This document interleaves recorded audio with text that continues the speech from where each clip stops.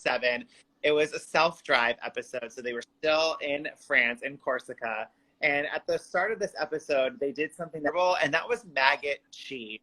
Rachel, what did you think? So I've never had to eat anything like on any show I've ever done. Like even on Fear Factor, I didn't have to eat anything gross. So I've always kind of thought like I kind of want to, but like I'm also kind of scared. Like if you ask Brendan, he would be like, no, she's not, can't handle it. But I've always kind of thought like I've seen on Amazing Race they ate like scorpions one time, and like this maggot cheese is kind of the same thing. Like I think you just have to like not think about it, and if you're just like you just do it, because like everything on Amazing Race is so quick anyways. I think you just kind of have to do it. Oh, that adrenaline rush that you have when you're running around the world. The second that you start thinking about things, you lose it. You lose your focus. You lose your ability to do it. Oh, hi, Brendan. Hey. Sorry, Hi, folks. I am in the middle of work, so I'm at the hospital. Oh my gosh, how are you? Doing well. Yeah. So excited I could jump on with you guys even for a couple of minutes. We're in the middle of measuring a CT. So what are your overall thoughts on the current season of the race? I'm enjoying it. I mean, I think it's long overdue. It's good that it's back. I think it's been, any drama we're big fans of, So we like an adventurous season where people are taking risks, and not just playing easy games, So, what did you cheese that they had to eat at the Dude, Brendan would eat anything, and when he was on The Amazing Race, he's always so hungry, so he would literally he would have eaten the whole thing of maggot cheese. He would have been like, give me some to go. Yeah. I definitely see, it's funny because a lot of those tasks you think, oh, it'd be great to be eating stuff, but after a little while, I mean, you start eating too much stuff and you're like sick of it. Because even with Rachel and I, when we did in Italy, when we did the sausages or salamis, they were, at first you're like, oh, I'm starving. Then by like the 20th salami, you're ready to puke salami. So it's a love-hate relationship with food on The Amazing Race. What about maggot cheese, Brendan? Huh? The maggot cheese that they had in this race? Look, again, if it's food and I'm hungry, I'm eating it. I don't care what kind of cheese. Yeah, no, definitely eating it. So still eating pretty gross. Would be so hard, especially knowing that there was going to be some more running and more physical activities. Like just knowing that it was in my belly, I would be sick for the rest of the leg. But after they cheese, we saw that Raquel and Kayla, even though they finished first, they decided to wait for Kim and Penn before going on to the detour. And we've been seeing that a lot this episode, either teams waiting for each other or teams kind of together. I'm curious to know, what are y'all's thoughts about teams helping each other on the race? I mean, look, eventually somebody's going to have to cut somebody's throat. So you can't you can be friends for as long as you can be. And I get it. But the problem is like sometimes they can backfire, You can wait for somebody and then they can pass you up. I mean, even for our race, our second time around with Luke and Margie, we were encouraging them when they were broke down. And then lo and behold, they end up passing us up and we almost got out. So it's like, it's one of those, things that you can choose to do, but you got to deal with consequences. I mean, like I said, I'm glad to see teams supporting each other, but I also very much enjoy seeing people U-turn each other, because sometimes Amazing Race, it's not all good and fun, right, Rach? That's right. It's not all good. But you know what, too? Sometimes you have to point the team in the wrong direction. Yeah. It's $1 million. It's $1 million. Yeah.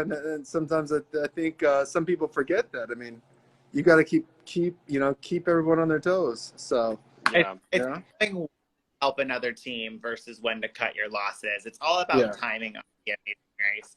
Yeah. After maggot cheese, they had to do the detour of either row your boat, which is a lot more physical, or gently down the stream, which was more mental and memorizing. Out of those two options for the detour, what do you think y'all would have chosen if you were on this season? I think the row your boat, because I feel like it's more physical, and Brendan always likes those physical challenges. I do, yeah. Yeah, And like, I felt like we always, like, even with kayaks and stuff, we were kind of practicing for that. So like, I feel like we would have done well with that, but the gently down your stream, I think it might have been the smarter decision, because as we saw, like, Ryan and Dusty got totally, like, you know, they couldn't do it. So I don't know. What do you think? What would you guys have chosen?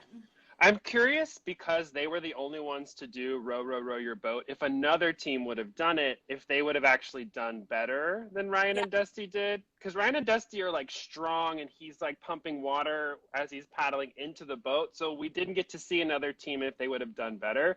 For us, I really think we would have done gently down the stream. Memory, like colors, trying to figure out a puzzle is super up our alley of our skill set. So I think we would have done that.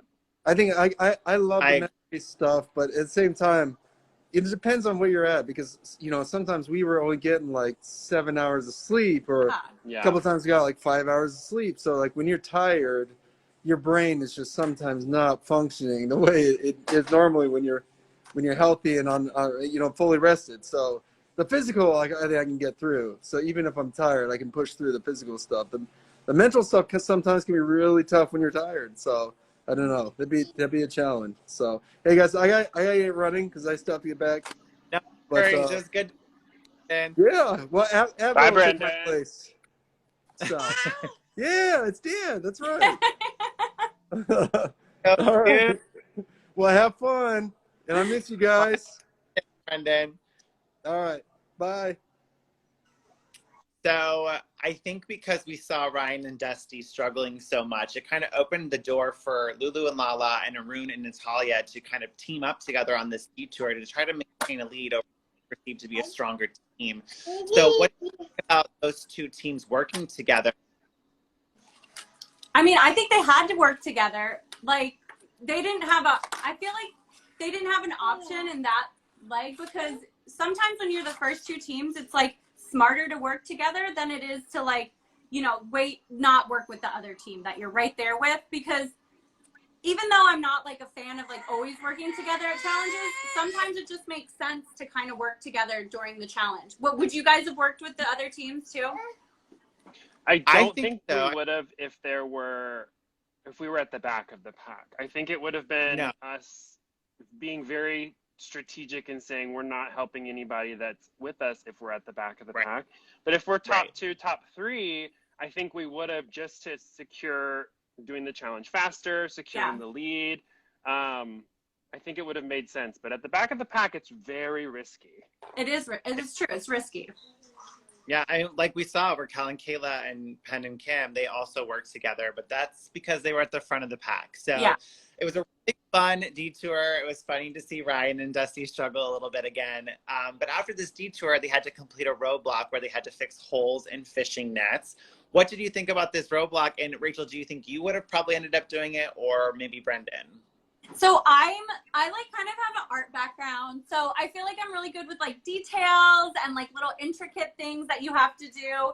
And I'm patient when it comes down to like, if I can just focus and like work on things. Like, I mean, we've all seen I'm not very good at shooting bows and arrows, but like with these kind of challenges, I feel like I'm really good at that. So I think I would have done it. And Brendan, he's not like super patient, and he's always really good at the physical ones. And, you know, you have to think, because you only get to do so many roadblocks. So you have to always like be strategic about what the next roadblock could possibly be. So we kind of always like switched on and off. I feel like you guys did that too. So like, you know, we kind of always, I felt like you just have to be a little more strategic. I agree. I think both of us, we went back and forth for roadblocks, which always made sense. Yeah. But I think anytime you can see a challenge and what somebody's doing, it's helpful to kind of understand who should do it. And I think with this one, if you walk up and you see nets, anybody who's more crafty, I think would be better at that challenge. So sometimes it's not a good thing to be the first one to a roadblock, because you really are, you know, it's a shot in the dark of what you're doing. 100%. But then when you walk up and see everyone doing it, it was always so much easier, and you could always like decide right away. You know what I mean? Yeah. Oh, especially if you arrive really late and you see a lot of people doing it, then you're like, okay, well. Yeah. being to a challenge first. We learned that the hard way on our season. But Yeah. also, I feel like Will would have excelled at this roadblock. Like you said, it's a lot more crafty. I mean, when we were in our season and Will had to make the tiles, even when we got to the pit stop, Phil was like, Will, you did that faster than anyone who tested this challenge. Like, you did that so fast. So Will is so crafty, and this would have been your roadblock for sure. Thank you. After this roadblock, we saw that Kim and Penn were the first team to check in, another first place finish for them. And then I really loved how dramatic the last two teams, how it was all shown on the show. Foot race to the pit stop, Lulu and Lala and Arun and Natalia. I just like that kind of pressure would have been so stressful. But unfortunately for Arun and Natalia, they just didn't get there before Lulu and Lala, which means they were last to check in.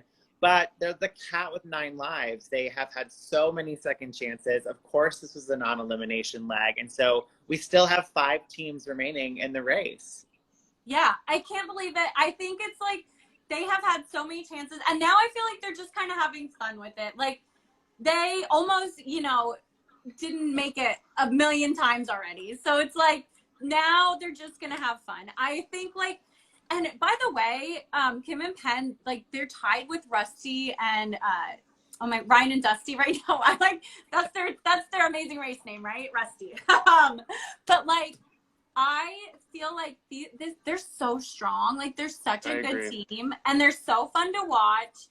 And I just I really feel like I think that they could win. I mean, obviously Ryan and Dusty are so strong too, but I don't know. It's a crazy race. I know. I'm still not counting out Raquel and Kayla. We heard them say this episode that even though they have yet to get the only leg that matters for first place is the last one. That's the grand prize. So I'm rooting for Raquel and Kayla, although all these teams are so brutal and so lovable in their own way. And I think 100%. This is a really fun group of racers. And so I'm excited to see how the rest of the season plays out. Before we wrap up this recap, Rachel, we do have some viewer questions. One of them we already talked about, which was who do we think will make top 3? But another question was, would you ever compete on Amazing Race if given the opportunity again for a 4th time? Oh my gosh, I would. I mean, obviously, would you think they want me back? I would love to. But you know what? I think would be kind of cool. What if in, I don't know, 14 years or something, I did it with my daughter, Adora. You know what I feel like that would be such a really cool, opportunity to get to go back the 4th time with my daughter. And I mean, obviously we'd win then, I haven't won yet, so I'm still waiting on the win. Love it. Oh my gosh. Well, thank you so much for watching this IG Live, everybody. Thanks for joining us, Rachel. It was so great to have you, and Brendan, even though it was a little too brief. We'll be here every Friday about the latest episode of Amazing Race and answering your questions. You can ask your questions for next week on the Amazing Race's Twitter page. Plus, we'll have special guests every so often. So make sure to check us out on the Amazing Race's Instagram page every Friday afternoon.